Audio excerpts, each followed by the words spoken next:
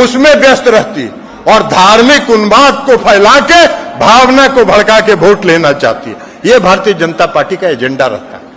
उनको कोई मतलब नहीं है, उनको कोई मतलब नहीं है गरीबी हटाने से, उनको कोई मतलब नहीं है गरीबों के कल्याण से, उनको कोई मतलब नहीं है लोगों के हित से। उनको मतलब है सिर्फ जुमलेबाजी से और धार्मिक उन्माद से। क्या किया उन्होंने आज तक देश में?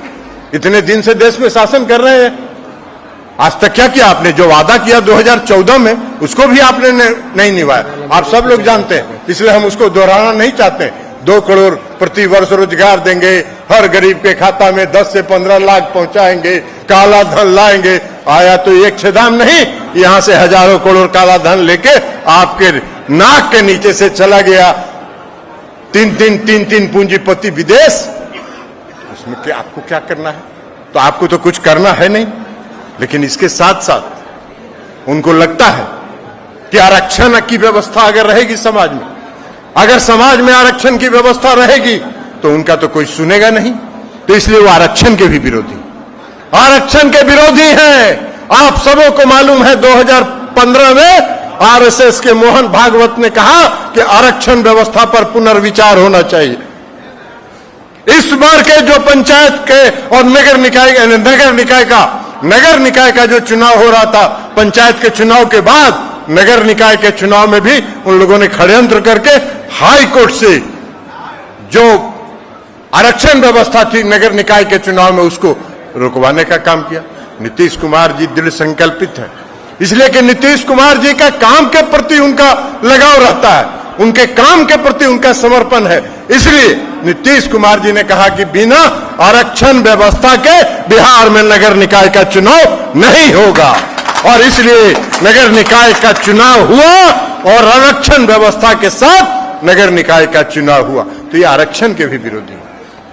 इसलिए साथियों, हम आपसे आग्रह करें कि समाज में आज आने वाले समय में बहुत सारी चुनौतियां हैं। आप सभी साथी को सतर्क रहने की जरूरत है, सजग रहने की जरूरत है, और मोदी जी के और भारतीय जनता पार्टी का जो धंधा चलता है, उस धंधे से सतर्क रहने की जरूरत है, और उससे लोगों को सतर्क और उन लोगों को शिक्षित करने की जरूरत है। यह पार्टी जो है मोदी जी खुद भी बहुत बड़े कलाकार हैं, उनका भारतीय जनता पार्टी तो है ही कलाकार, लेकिन अरे यार हल्ला मत कीजिए। इस देश के जो आदरणीय प्रधानमंत्री जी हैं, इस देश के आदरणीय प्रधानमंत्री जी की पूरी पार्टी तो कलाकार है ही, वो खुद भी बहुत बड़े कलाकार हैं। वह 2014 में आप लोगों ने, उन्होंने क्या कहा? अति पिछड़ा का मैं बेटा हूं। भाई हम फिर से कहना चाहते हैं, कई बार हम कह चुके, क्या आदरणीय प्रधानमंत्री जी, आप में अगर साहस है तो आप यह बताइए कि आप जिस समाज में पैदा हुए, वह समाज पिछड़ा वर्ग कब घोषित हुआ, पिछड़ा वर्ग कब घोषित हुआ, यह आप बताइए। तो जो पिछड़ा वर्ग घोषित ही हुआ 1999 में, तो अति पिछड़ा कहां से हो गया? और गुजरात में कोई अति पिछड़ा है क्या? गुजरात में कोई अति पिछड़ा वर्ग नहीं है। बिहार ही एक ऐसा प्रदेश है जहां अति पिछड़ा वर्ग को आदरणीय स्वर्गीय कर्पूरी ठाकुर जी ने अति पिछड़ा वर्ग करके उसको सम्मानित करने का काम किया, और उसको पिछड़े वर्ग से अति पिछड़े वर्ग को अलग करने का काम किया। तो आदरणीय कर्पूरी ठाकुर जी ने यह काम किया है बिहार। सब दिन हम लोग कर्पूरी ठाकुर जी के साथ काम किए हैं। आदरणीय मंगनीलाल मंडल जी बैठे हैं, हम सब लोग उनके साथ कंधा से कंधा मिला के, उनके कदमों से कदम मिलाकर चलने का काम करते थे। और बिहार में अगर अति पिछड़े वर्ग की पहचान और अति पिछड़े वर्ग के प्रति न्याय का प्रारंभ, शुरुआत अगर किसी ने किया तो स्वर्गीय कर्पूरी ठाकुर जी ने बिहार में किया। लेकिन मोदी जी भी बन जाते हैं अति पिछड़ा, और लोग भी उस भ्रम में फंस जाते हैं। अब बताइए ना, 2014 में मोदी जी ने कहा कि हम चाय बेचते थे। कौन स्टेशन पर चाय बेचते थे, आज तक उन्होंने नहीं बताया। हम फिर आज इस सम्मेलन के माध्यम से मोदी जी से मांग करते हैं कि आपने जो 2014 में कहा कि हम चाय बेचते थे, किस स्टेशन पर आप चाय बेचते थे, यह आप खुलासा कर दीजिए, देश की जनता को तो पता चल जाएगा। तो चाय बेचने वाला बन जाते हैं, कभी अति पिछड़ा बन जाते हैं। तो ये पार्टी ही वही है, कन्फ्यूस्का पार्टी, कान में कुछ कुछ प्रचार करता रहेगा, इधर से उधर भ्रम फैलाता रहेगा। आज देश का जितना मीडिया हाउस है। यहां जो साथी हैं हम उनको नहीं कर रहे। यहां जो मीडिया के साथी हैं वो तो मने मन समझ रहे होंगे कि सही है बोल रहा है, लेकिन जो इनके मैनेजमेंट है, इनकी जो व्यवस्था है, उस सब पर उनका नियंत्रण है और उसके माध्यम से दुष्प्रचार करने का काम करते रहते हैं। कभी कहेंगे मीडिया में देखिएगा 4 दिन तक चलता रहेगा कि नीतीश कुमार और ललन सिंह में टकराहट हो रहा है और नीतीश कुमार ललन सिंह को सेट कर रहे हैं, यही काम में लगे रहेंगे। कभी प्रचार करेंगे कि नीतीश कुमार भाजपा में जा रहे हैं, नीतीश कुमार जी भाजपा में जा रहे हैं, तो ललन सिंह रोके हुए हैं। अरे नीतीश कुमार जी को भारतीय जनता पार्टी ने जितना अपमानित करने का काम किया है, हम नहीं समझते हैं कि कभी नीतीश कुमार जी के सपने में भी भारतीय जनता पार्टी में जाने की बात होगी। अभी आए थे तो इसलिए मीडिया उनका है, वो मीडिया के माध्यम से ये सब दुष्प्रचार करते रहेंगे, करते रहने दीजिए उनको। उनका काम यही है। मीडिया वालों को यह लगता है कि वो जो खबर दिखाते हैं उससे जनता प्रभावित होता है, उनको गलतफहमी है। कोई जनता प्रभावित नहीं होता है, जनता वास्तविकता देखती है और वास्तविकता को जनता ने पहचाना है कि देश को ठगने का काम अगर किसी ने किया है 10 साल में, तो आदरणीय प्रधानमंत्री नरेंद्र मोदी जी ने देश को ठगने का काम किया है, छलने का काम किया। इसलिए देश की जनता सतर्क है। देश की जनता उनके जुमला में अब नहीं फंसने वाली। अब ये देखिए, अभी आए थे कुछ दिन पहले, देखे हम भारतीय जनता पार्टी के राष्ट्रीय अध्यक्ष आए थे, जेपी नड्डा साहब आए थे। जेपी नड्डा साहब ने भाषण दिया, बड़ा कड़ा भाषण दिया, कोई ज्ञान भी नहीं है। अरे भाई नड्डा साहब, अगर पटना आए थे तो जरा पूछिए, वहां से कुछ खबर और सच्चाई न लेके आते, पढ़ के आते।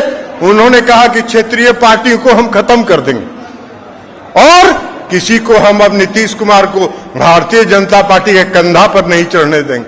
अरे नड्डा साहब, नीतीश कुमार जी एनडीए में थे 2005 में, 2005 के अक्टूबर में, नवंबर में जब सरकार बनी तो उस समय जनता दल यूनाइटेड की संख्या थी 88 सीट पर जनता दल यूनाइटेड चुनाव जीती थी और भारतीय जनता पार्टी थी 55।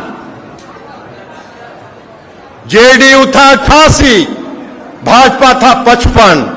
2010 में के चुनाव में जनता दल यूनाइटेड 115 सीट जीती थी, आप मात्र 91 सीट जीते थे। और 2017 में जब फिर से नीतीश कुमार जी एनडीए में गए तो एनडीए की, नीतीश कुमार जी की और जनता दल यूनाइटेड की पार्टी की संख्या थी 71, आप थे 53। कौन किसके कंधा पर चढ़ा हुआ था? कौन किसके कंधा पर चढ़ा हुआ था? अरे नीतीश कुमार जी ने भारतीय जनता पार्टी को अपने कंधा पर चढ़ा के बिहार में उसकी पहचान बनाई। लेकिन अब नीतीश कुमार जी भारतीय जनता पार्टी को नीचे पहुंचा देने का काम करेंगे। नड्डा साहब, मुंगेरी लाल का हसीन सपना देखते रहिए। क्षेत्रीय पार्टियों को समाप्त करने की आपकी क्षमता नहीं है और भारतीय जनता पार्टी की क्षमता नहीं है। नीतीश कुमार जी, आपका जो दिल्ली का शासन है उसको 2024 में समाप्त कर देंगे, उसके बाद आप खत्म हो जाइए। तो इसलिए ये है इनका। एक और है, अरे भाई बीच में मत करिए ना आप। और उसके बाद एक आध गो नेता है, और एक आध गो नेता है जो बहुत घाट का पानी पिए हुए, सब घाट का पानी पिए हुए हैं।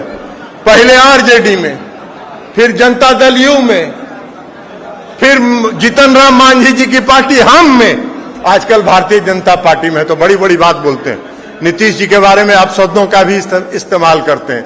अरे भाई, सूरज की तरफ अगर सर उठा के थूकोगे तो तुम्हारे ही ऊपर पड़ेगा। नीतीश कुमार जी सूरज है और जो बिहार में उन्होंने करके दिखाया है वो आपकी कल्पना से भी बाहर है, वो आपकी सोच में भी नहीं है। तो इसलिए करते रहो, उसका कोई परवाह नहीं हम लोग करने वाले हैं। तो इसलिए साथियों, हम आपसे कहना चाहते हैं, चूंकि आप अति पिछड़े समाज का सम्मेलन है और अति पिछड़ा समाज नीतीश कुमार जी की शक्ति है, आप नीतीश कुमार जी की ताकत है, अति पिछड़े समाज नीतीश कुमार जी की ताकत है और नीतीश कुमार जी आपकी पहचान है। जब तक नीतीश कुमार जी हैं, अति पिछड़े वर्ग के साथ कोई अन्याय नहीं कर सकता है, कोई अन्याय नहीं कर सकता है।